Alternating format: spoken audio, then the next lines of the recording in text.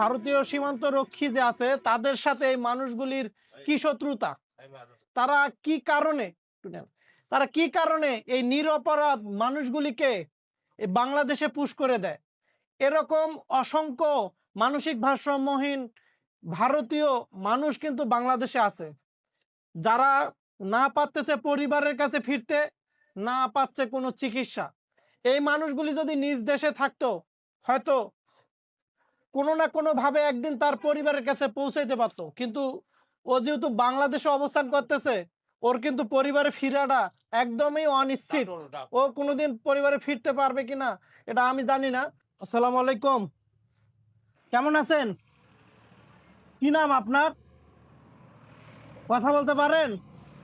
মুখ দিয়ে কথা বলতে পারেন? বাসা কোথায়? কোনো কিছু বলতে পারেন না?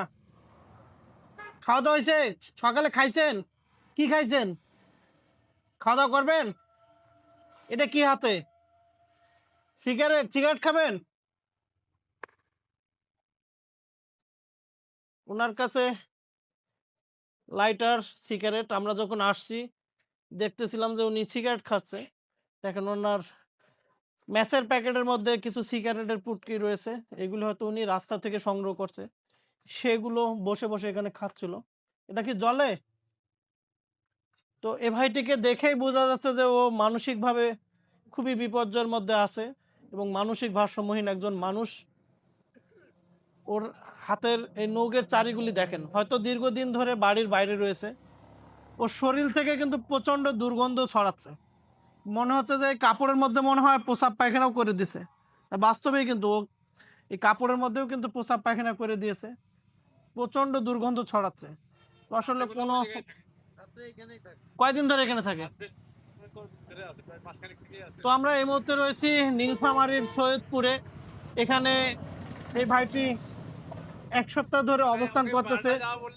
তো নিজের নাম ঠিকানা কোনো কিছু বলে না। এখানে একটা নারিকেলের গাছ রয়েছে, এই নারিকেল গাছটার নিচে ও সবসময় বসে থাকে। যখন খিদা লাগে আশেপাশে দোকানদারের কাছ থেকে গিয়ে খাবারের জন্য দাঁড়িয়ে থাকে। তো আসলে এই ভাইটি কোথা থেকে এসেছে, কিভাবে এসেছে, কেউই জানে না।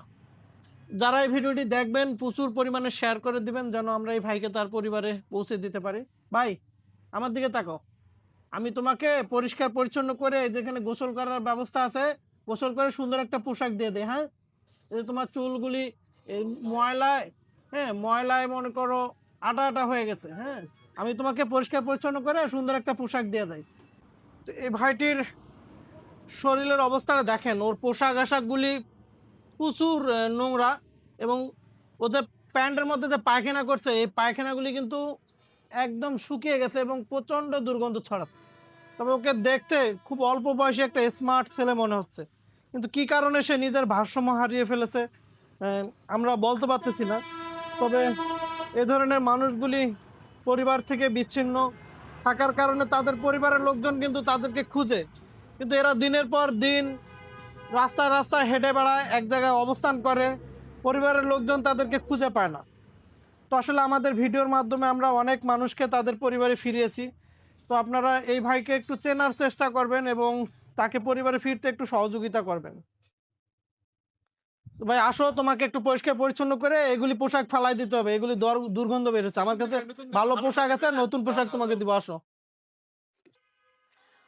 এটা খোলো, এখানে বসো, এখানে এই জায়গাটায় বসো, এই জ্যাকেটটা খোলো। ও আসলে এইগুলি কতদিন আগে যে পড়েছে আল্লাহ জানে, হয়তো বা এই শীতের আগে পড়েছে, কিন্তু প্রত্যেকটা জামার মধ্যে কিন্তু দেখেন একদম ময়লা কিন্তু লেগে আছে। কারণ আমি জানি না ওর এতটুকু সেজ আছে কিনা, হয়তো কাপড় খোলার সময় পাইছে কিনা।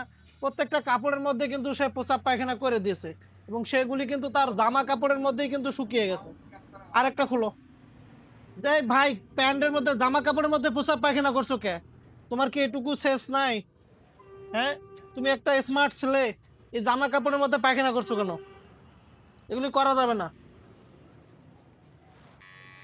দেখেন মাথার চুলগুলি দেখেন যে কি পরিমাণে, ও মনে হয় আগামী 6 মাসে গোসল করছে কিনা সন্দেহ আছে। পুরো চুলগুলি কিন্তু আটা আটা হয়ে গেছে এবং মাথার চুলের মধ্যে একদম ময়লা কিন্তু কড়া পড়ে গেছে। তো আসলে এই মানুষগুলিও আপনার আমাদের মতো কারো না কারো পরিবারের সদস্য, তাদেরও পরিবার আছে। হ্যাঁ, হয়তো এই মানুষটি কারো সন্তান, কারো ভাই, কারো স্বামী, তার জন্য হয়তো তার পরিবারের লোকজন পথ চেয়ে আছে। তো আমরা যদি একটু সহানুভূতি দেখাই, এই মানুষটি কিন্তু তার পরিবারে ফিরে যেতে পারবে। মাথার মধ্যে কিন্তু প্রচুর ময়লা এবং খুশকি কিন্তু হয়ে গেছে, দেখেন প্রচুর ময়লা এবং খুশকি। এইগুলি ধীরে ধীরে কিন্তু মাথার মধ্যে জট পেকে যাবে। এখন ওর যে বর্তমান অবস্থা, আর কিছুদিন গেলে হয়তো ওর এই মাথার মধ্যে কিন্তু জট পড়ে যেত। এই চুলগুলি যখন বড় হইতো এগুলি তো জট হয়ে যেত, এবং গরমের দিন আসতেছে এই খুশকির কারণে কিন্তু মাথার মধ্যে ঘা হয়ে যেত, প্রচুর খুশকি। দেখেন কি পরিমাণের খুশকি ওর মাথায়।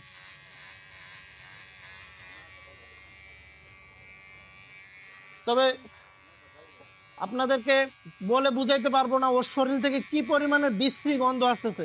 কারণ একটা মানুষ যখন নিজের জামা কাপড়ের মধ্যে প্রস্রাব পায়খানা করে, সেগুলি থেকে কি পরিমাণের যে দুর্গন্ধ ছড়ায়, সেটা আসলে আপনি এই ভার্চুয়াল ডিভাইসের উপর থেকে আসলে বুঝতে পারবেন না যে ওর শরীর থেকে কি পরিমাণের দুর্গন্ধ ছড়াচ্ছে।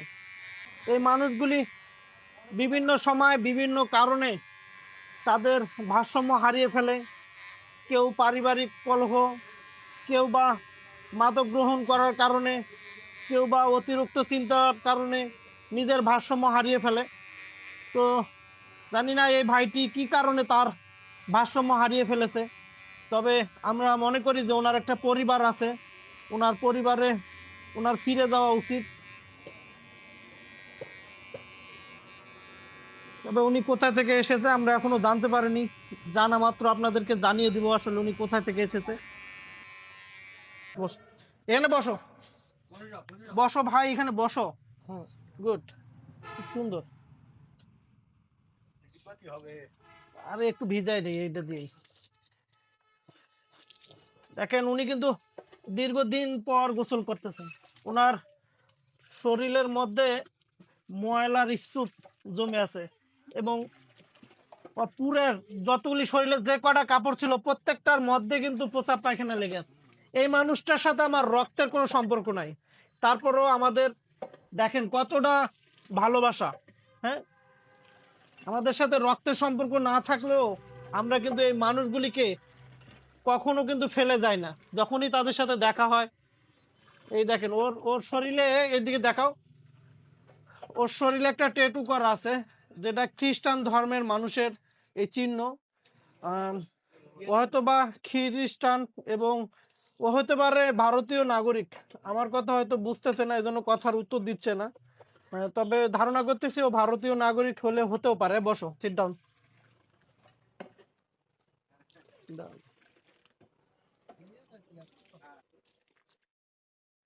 আমরা বাংলাদেশের বিভিন্ন জেলায় কাজ করতে গিয়ে এরকম অসংখ্য ভারতীয় মানসিক ভারসাম্যহীন ব্যক্তিকে পাই। আমরা কখনোই তাদেরকে মনে করি না যে তারা ভারতীয়। আমরা আমাদের নিজ দেশের মানুষ বা নিজের ভাইয়ের মতো করে তাদেরকে পরিষ্কার পরিচ্ছন্ন করে দেই, তাদেরকে নতুন পোশাক দেই, তাদের পরিবার খুঁজে দেই।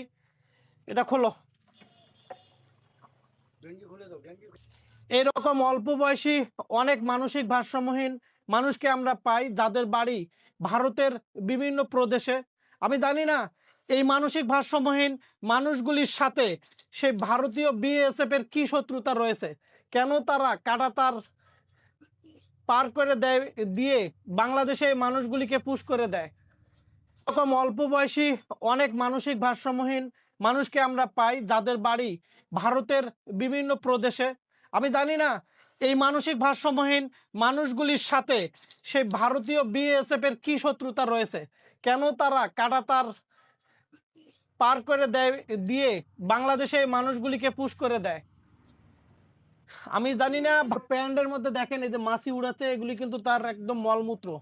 এগুলি পুরা প্যান্টের মধ্যে কিন্তু তার প্রস্রাব পায়খানা লেগে আছে। দেখেন কি অবস্থা তার। অল্প বয়সী একটা ছেলে, সে যে প্রস্রাব পায়খানা করবে এই হুঁশটুকুও তার নাই। তার শরীরে কিন্তু প্রচুর ময়লার লেয়ার বসে গেছে, এগুলি একদিনে তোলা সম্ভব না। এ পাশে ঘুরো। তার মধ্যে সে প্রসাব পায়খানা করে রাখছে প্যান্টের মধ্যে, সেগুলি থেকে দুর্গন্ধ ছড়াচ্ছে। আসলে এই কাজগুলি সবার পক্ষে করা সম্ভব না। সবাই যদি এই মানবিক কাজগুলি করত তাহলে এই মানুষগুলি রাস্তায় পড়ে থাকতো না। দেখি ভাই, আসলে এদের খিদা কম থাকে, মানসিক ভারসাম্যহীন ব্যক্তিদের খিদা কম, ঘুম বেশি। ওরা দিনের অধিকাংশ সময় ঘুমিয়ে থাকে এবং ওদের খিদা কম। আমি এমনও অনেক মানুষ পাইছি যে 3 দিন 4 দিন 5 দিন 7 দিন পর্যন্ত ভাত খায়নি। এমনও মানুষ পাইছি যে 3 মাসেও ভাতের দেখা পায়নি। হয়তো মানুষ রুটি কলা দিলে খায়। আসলে সবাই ওদেরকে ভাত খাওয়ায় না, অনেকে হয়তো রুটি কলা বিস্কিট টিস্কিট কিনে দেয়।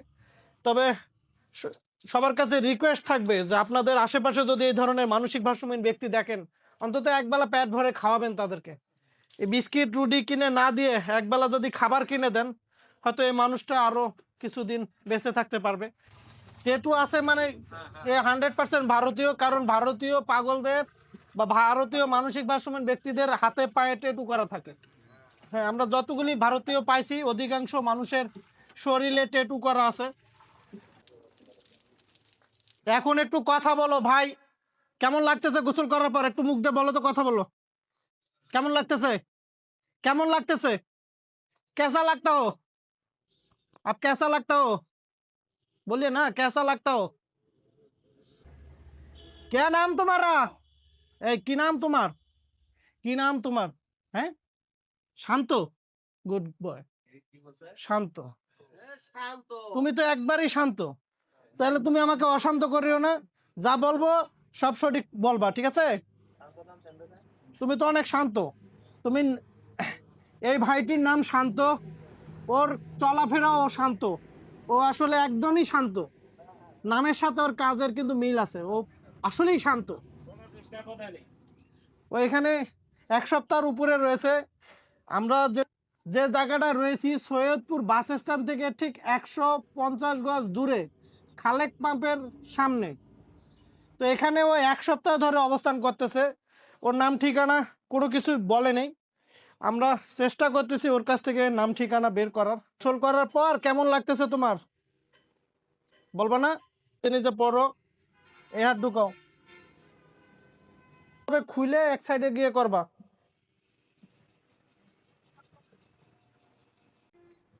তোমার নাম কি? বাসা কোথায় তোমার? তুমি কোথায় থেকে এসেছো? বাড়ি যাবা না? বাড়িতে মা আছে? নৌকের অবস্থাগুলি দেখেন, এই নৌকের চারিগুলি, প্রত্যেকটা নৌকের চারি কত বড় হয়ে গেছে। এগুলো মনে হচ্ছে 1 বছর ধরে না কাটলে যত বড় হয়, ওর কিন্তু মনে হচ্ছে যে 1 বছর ধরে ওই নৌকের এই চারিগুলি কাটেনি। ওকে যখন আমরা প্রথম পাইলাম, ওর শরীরের গন্ধে ওর পাশে দাঁড়ানো যাচ্ছিল। আমি যে তোমাকে পরিষ্কার পরিচ্ছন্ন করে দিলাম, তোমার ভালো করছি না খারাপ করছি? ভালো। যদি ভালো করে থাকি তুমি শুধু বলো তোমার নাম কি, বাড়ি কোথায়, কোথা থেকে এসেছো, এগুলি বললে আমি চলে যাব। কি নাম তোমার একটু বল। তোমার বাড়ি কি বাংলাদেশে? ইন্ডিয়া? স্ক্রিনে থাকা অজ্ঞাত মানসিক ভারসাম্যহীন এই ভাইটিকে আমরা পেয়েছি সৈয়দপুর বাস স্ট্যান্ড থেকে 100 গজ দূরে, খালেক পাম্পের সামনে। ওর নাম ঠিকানা কোনো কিছু স্পষ্টভাবে বলতে পারে না। এই ভিডিওটি দেখে ওনাকে যদি কেউ চিনতে পারেন আমাদের সাথে যোগাযোগ করবেন এবং ওনার পরিবারটা খুঁজে পেতে এই ভিডিওটি প্রচুর পরিমাণে শেয়ার করে দিবেন, যেন উনি ওনার পরিবারে ফিরে যেতে পারেন।